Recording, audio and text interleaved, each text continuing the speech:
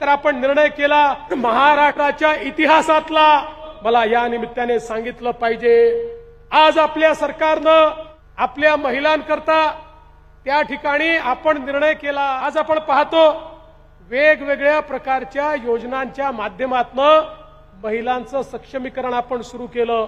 आमच्या बचत गटाकरता फिरता निधी आपण दुप्पट केला।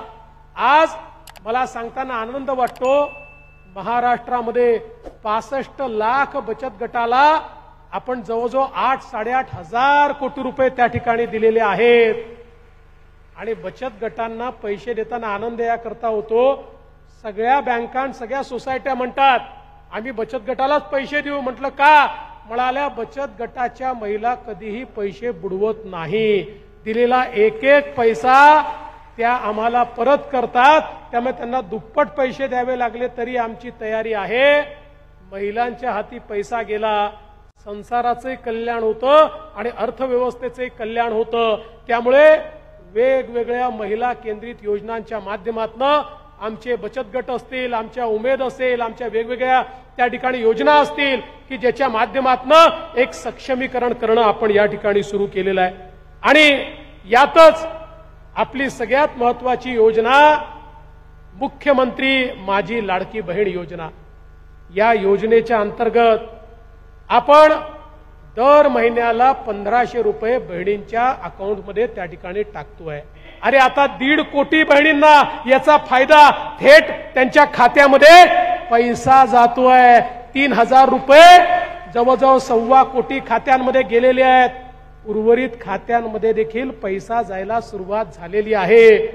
आणि माननीय मुख्यमंत्र्यांनी आणि आम्ही निर्णय केला, कोणाचा फॉर्म उशिरा आला तरी चिंता करू नका, 31 ऑगस्ट पर्यंतच्या सगळ्या फॉर्मला आम्ही त्या ठिकाणी सप्टेंबर महिन्यामध्ये जुलै ऑगस्ट सप्टेंबरचे 3 महिन्याचे पैसे त्या ठिकाणी देऊ। कुठल्याही बहिणीला वंचित आम्ही ठेवणार नाही। सप्टेंबरमध्ये फॉर्म घेऊ, कोणाचाही फॉर्म जोपर्यंत शेवटचा फॉर्म येत नाही आम्ही थांबणार नाही। आपण लक्षात घ्या, महायुतीचं सरकार गेल्यानंतर महाविकास आघाडीचं सरकार आलं, त्यांनी पहिलं काम काही केलं असेल, महायुतीच्या काळातल्या सगळ्या योजना त्यांनी बंद केल्या। आताही त्यांना हेच करायचं आहे।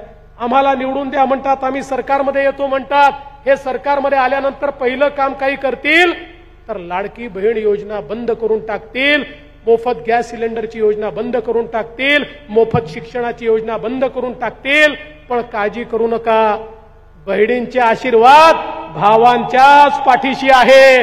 आणि ज्याच्या मागे ताई त्याचं कोणी काही बिघडवू शकत नाही।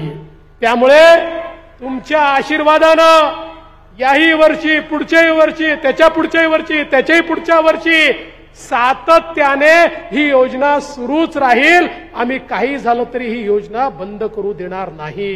आणि म्हणून बहिणींना माझी विनंती एवढीच आहे, बहिणींनो तुमचा आशीर्वाद आमच्या पाठीशी असू द्या।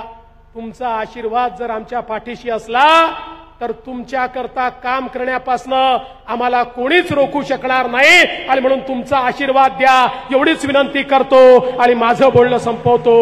जय हिंद, जय महाराष्ट्र, भारत माता की जय।